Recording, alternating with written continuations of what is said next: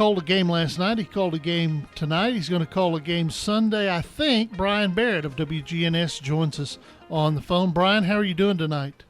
Hey, doing good, Dennis. How are you? Good. Now, what's the story on Sunday? Are you guys on or off for Sunday? Yeah. We'll be over at Blackman for the Oakland-Blackman game, and looking forward to it. And I'm looking forward to calling you and talking to you because I knew that I could do it from my air-conditioned car. It's going to be even hotter Sunday, my friend. So just pace yourself and hydrate. Yes.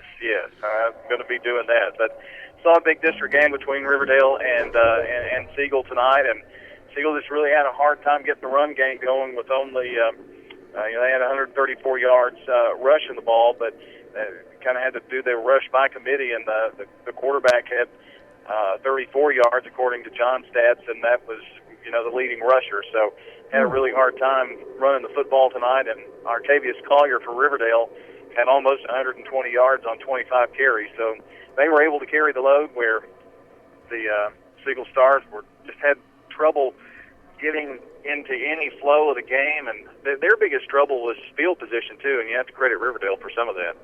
We're talking to Bryan Barrett. He's the play-by-play voice for WGNS. Nobody does it better, Bryan. A 4-day weekend for you. You called the Smyrna game against Laverne last night.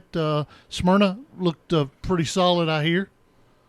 Yeah, they did. And they took advantage of 4 turnovers by the 4 interceptions and 5 turnovers altogether by Laverne, and turned those into points, and led by 28-7 at halftime. And I thought they really came out of the gates firing on all cylinders. It doesn't take a lot to get them up for the game with Laverne, of course, a crosstown rival. And I thought Smyrna went a long way with a sophomore quarterback, and it's kind of an interesting year. Each team in our district has some things that they have to be working on, to get to where they need to be after about 10 weeks of football. But I think Smyrna went a long way with their young quarterback, John Turner, last night. Bryan, you've got the coaches show tomorrow morning, I think?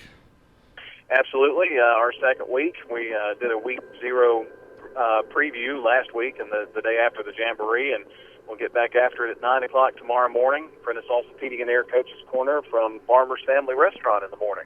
All right, Bryan, great job. Those of you that can't make it to the game on Sunday, here's what I'm going to encourage you to do. Tune it in on ESPN, turn the sound down, and listen to Bryan and John. They're better than those ESPN guys anyway.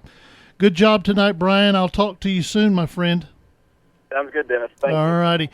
That is Bryan Barrett with WGNS.